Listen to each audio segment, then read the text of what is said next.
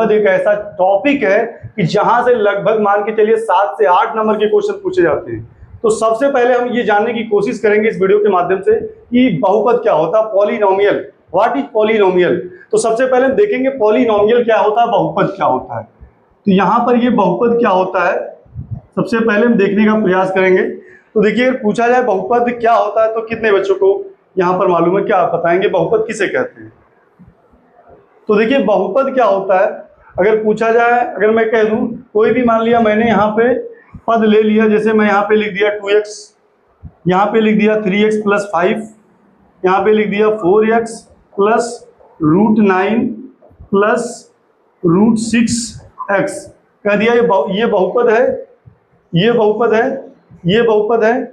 अगर मैं यहाँ पे कह दूं ओनली 10, क्या ये बहुपद है। तो एक बार अगर आपको बहुपद नहीं मालूम है तो एक बार समस्या क्रिएट होगी कि व्हाट इज पॉलिनोमियल, बहुपद क्या होता है आखिर। तो बहुपद क्या होता है ध्यान दीजिएगा। अगर मैं कह दूं कोई भी, अगर मान लिया यहाँ पे बीजी व्यंजक लिखा हुआ है, अलजेब्रिक एक्सप्रेशन लिखा हुआ, तो बहुपद क्या होता है। तो यहाँ पर बस आपको इतना ध्यान देना है कि बहुपद किसे कहते हैं, मतलब एक ऐसा बीजी व्यंजक जिसपे चर की घात ऋणेतर पूर्णांक हो।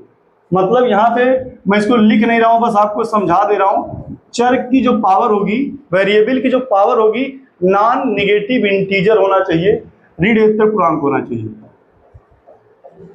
चर की जो घात होना चाहिए क्या होना चाहिए, ऋणेतर पूर्णांक होना चाहिए। तो ये याद रखेंगे, ऐसा बीजी व्यंजक जिसमें चर की घात ऋणेतर पूर्णांक हो बहुपद कहलाता है। बहुपद कब नहीं होगा, एक मैं आपको ट्रिक बता रहा हूं कि बहुपद किस केस में नहीं होगा।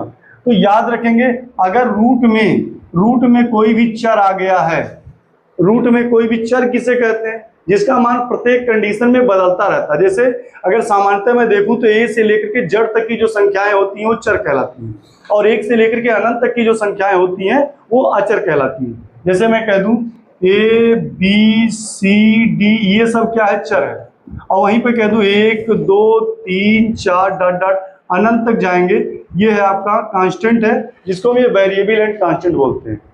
तो यहाँ पे चर कब नहीं होगा, जब रूट में कोई भी संख्या आएगी तो चर नहीं होगा। और कहीं पर ऐसा सिस्टम लिखा है 1/चर, चर पे जो पावर होना चाहिए, तो ये बहुपद नहीं होगा। रूट में अचर आ सकता है, दिक्कत नहीं है। तो बहुपद कब नहीं होगा, जैसे मैं यहाँ पे देखिए कुछ क्वेश्चन यहाँ पे लिख दे रहा हूं। मैं यहाँ पे लिख दिया 3x² - √5x + 9, क्या ये बहुपद है। दूसरा क्वेश्चन मैं लिख दिया 5x³ - 6x² - 1/√5x + √7। तीसरा मैंने क्वेश्चन लिख दिया 7x⁴ + 1/3x⁻⁻6 + √x + 9। अगला क्वेश्चन मैंने लिख दिया 7x² + 1/3x³ + 9। पांचवा क्वेश्चन मैंने लिख दिया 20, यहाँ पे 20 लिखा हुआ है। और अगला क्वेश्चन मैंने लिख दिया x - 1/x, और अगला क्वेश्चन लिख दिया 3x + 1/3x⁻² लिखा गया, याद रखेंगे 3x⁻²। तो यहाँ पे अगर मैं पूछ लूँ आपसे कौन बहुपद होगा कौन बहुपद नहीं होगा, देखिए सबसे पहले हमको देखना है, मैंने क्या बताया कि चर पे जो पावर होना चाहिए नॉन निगेटिव इंटीजर, ऋणेतर पूर्णांक होना चाहिए। तो देखिए यहाँ पे चर क्या x है, तो x पे पावर कितना है, 2 है, यहाँ तक बात सही है। यहाँ पे देखिए x पे पावर 1 है, यहाँ भी ठीक है। कांस्टेंट जो होता है, अचर को आपको नहीं देखना, अचर पे पावर चाहे रूट में रहे, चाहे प्लस में रहे, चाहे माइनस में, उससे कोई मतलब नहीं है। तो ये देखिए यहाँ पे x पर 2 की घात, ये भी ठीक है। यहाँ पे x पे पावर 1 है, बाकी चर कहीं नहीं आया, तो ये क्या है, बहुपद है। ये क्या है, बहुपद है। दूसरे क्वेश्चन में मैं चलता हूँ 5x³ - 6x² 1/√5x + √7।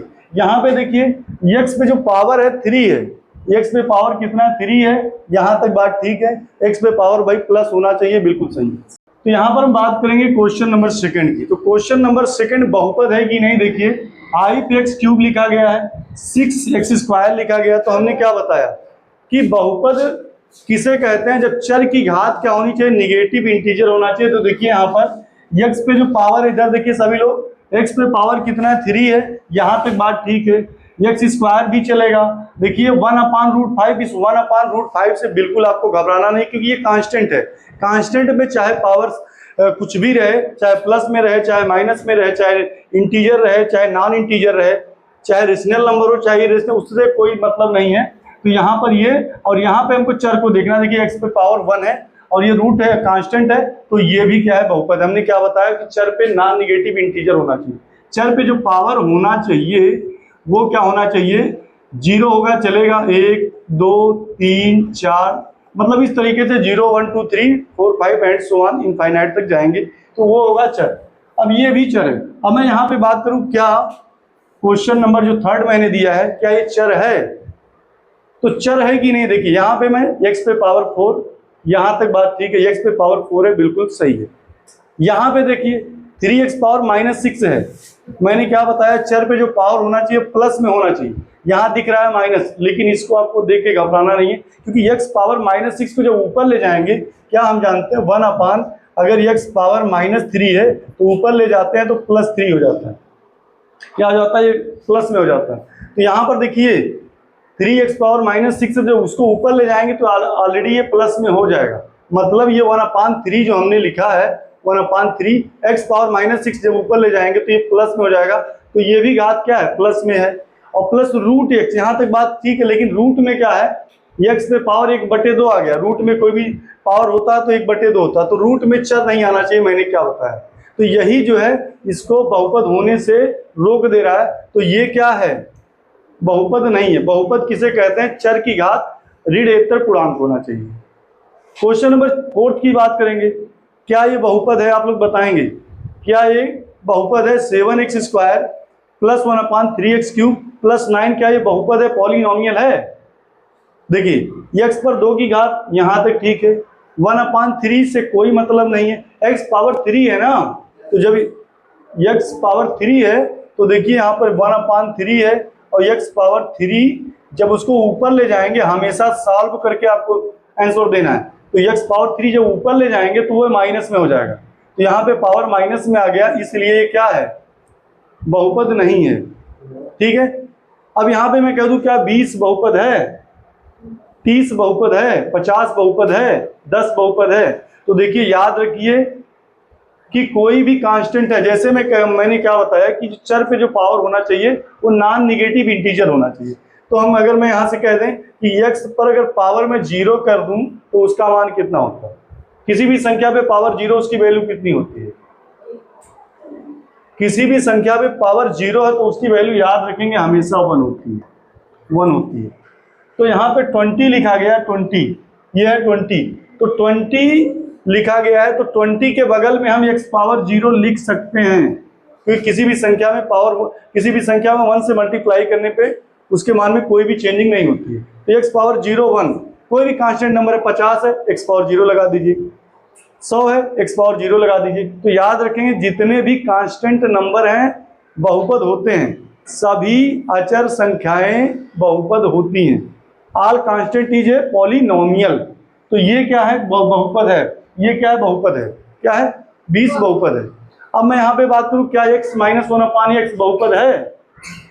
तो देखिए x पर पावर 1 है, बिल्कुल सही है, 1/x आ गया है, लेकिन 1/x को जब ऊपर ले जाएंगे तो x पावर -1 हो जाएगा। तो ये देखने में लग रहा है कि बहुपद है, वास्तव में ये बहुपद नहीं है, क्योंकि x पे पावर 1 है, ऊपर ले जाएंगे तो ये पावर -1 हो जाएगा, तो इसलिए बहुपद नहीं है। क्योंकि बहुपद कहता है कि जो चर पे पावर होना चाहिए वो प्लस में होना चाहिए।